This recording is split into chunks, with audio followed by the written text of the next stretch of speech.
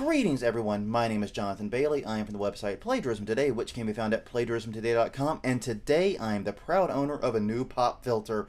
Actually, it's my old pop filter. It just doesn't work really well with this mic stand, so I've kind of had to rig it here a little bit, but I really do appreciate the suggestions and advice you guys have been giving me. I am still very new at this YouTube thing. I've done podcasting, but not YouTube work. It means a lot to me that you guys are providing some very useful intel here, so please keep it up. I'm going to do everything I can to make this channel as useful for you guys as I can. On that note, we are actually going to be taking a look at some of the more common questions I've been getting regarding the H3H3 lawsuit and the situation and the things around it. Now, bear in mind, I am not a lawyer. This is not legal advice. Usual caveats apply here. Please don't be stupid. But we're still going to take a look at some of the more common questions and try to give you some halfway decent answers at the very least. So let's get started. All right, the first question actually comes from Hey Party. Thanks for making these videos. Thank you for telling me thank you. You're very welcome. Satisfies all my curiosities about this. What do you think about the Kleins moving to LA? Didn't Matt purposely file in New York because the Kleins lived there at the time? Well, does that become an issue now? The answer is no, it doesn't really become an issue. And the reason is because jurisdiction affixes on a lawsuit when it was filed, and basically there's no reason to forcibly move it. Now, here's the caveat though. Both parties can agree to move the lawsuit. Since they're both Californians now, they can just say, hey, wouldn't it be easier if this were in California, and agree to move the lawsuut? But it's unlikely that will happen given that both sides have lawyers, they have everything they need in place in New York, so hopefully, most likely rather, it will stay there. Now, the reason that actually works is A, like I said, they were living in New York when the lawsuit was filed and the jurisdiction affixes then, but also because of the idea of presence in jurisdiction. Now let's run a scenario down. This is actually kind of entertaining. I live in New Orleans. My stepson lives in St. Louis. Let's say I'm driving up 55 North and I stop at some very rural gas station in Mississippi. There, the world's most dedicated processor pops out of a bush and hands me legal paperwork. I can now be sued in Mississippi, even if I was just merely passing through for a couple of minutes. The reason is, like I said, the idea of presence. If you are properly served paperwork in a place, you can be sued there. So if you don't want to be sued somewhere, don't visit there. Simple enough. But yeah, long story short, though the two parties can voluntarily move jurisdiction, they are under no obligation to do so. And given that, like I said, attorneys and everything's already rolling in New York, I don't see a reason that they would do that. But hey, never bet on litigation. One of my favorite sayings.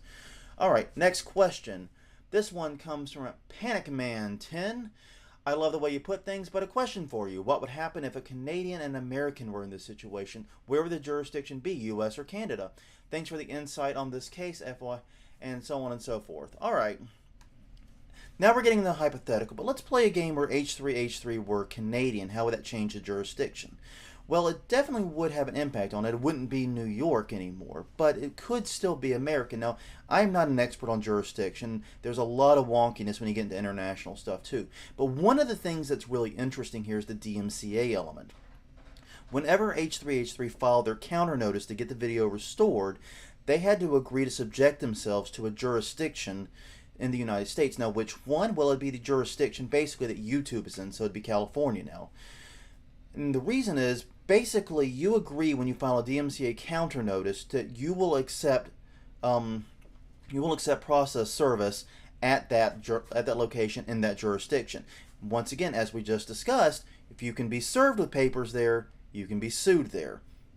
So anyways, the most likely the case will be in California because that's YouTube's home, but it could also be somewhat unpredictable in that way too. Like I said, there's a lot of wonkiness, but that's one scenario to play out. It definitely still, and it's still very likely, will be playing out in the United States somewhere. But there is one interesting thing here, and that is what happens after the case has run its course.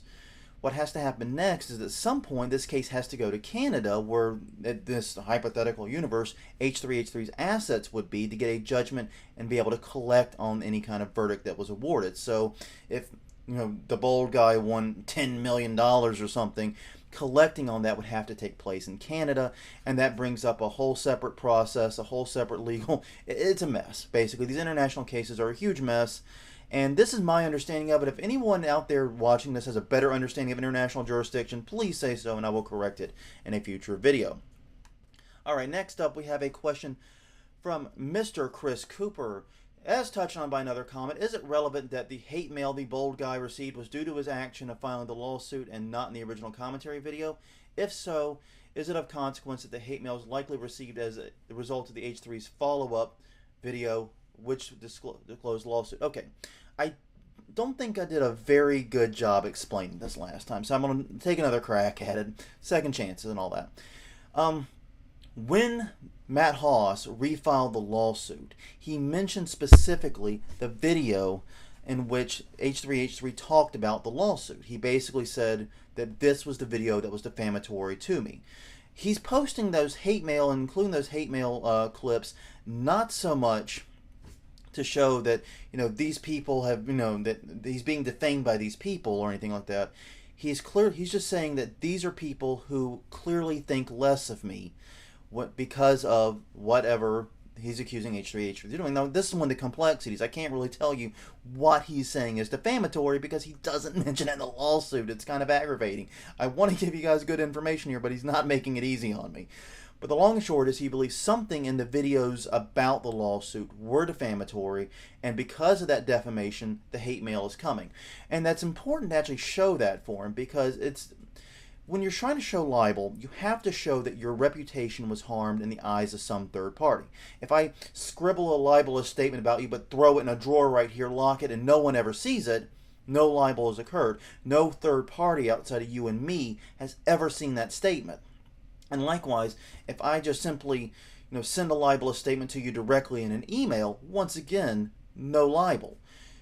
And that is, you could always forward it, but at that point, you're the one responsible for the distribution of the libel, and that opens up a whole other can of worms. What Haas is trying to show is that third parties now view him in a worse light. And that's what the hate mail is about more than anything. In addition to showing emotional distress and all the other stuff, too. That's what he's trying to prove there. So, yeah, basically, the reason he refiled that second amended complaint was because of the videos H3 posted about the lawsuit. Should pretty much cover that. And finally, a very, very simple and short question from Matthew Coleman. Where do you get all this info from? Actually, a very valid, very, very good question. All this stuff is in the public record. What I do is I use Pacer at pacer.gov. You can look up the case by either of the parties. I just use Helicline because it turns out that's a pretty unusual name, all things considered. And found the case and then pulling down the documents as they come up. I'm actually using a Pacer Pro service now to help me track this, and I'll be getting email updates as new things come out. So feel free to follow along, get the original documents. They're all in the public record, and like I said, pacer.gov is your sources, just a search away. Now, I will warn you, there is a small cost with using Pacer. That's about 10 cents a page, so some of these larger documents cost a couple of bucks to download, but that's one of the reasons why I try to put the links in my descriptions as I reference these documents to avoid other people having to go through that fee. Well, on that note, that I think covers the big questions I've been getting over and over and over again. Thank you all for submitting them. Please leave more in the comments. Maybe if there's interest, I'll do a follow-up on these FAQ type things. Really am enjoying it. And once again, thank you guys for your support and helping to grow this channel. Until next time, this is Jonathan Bailey, signing off.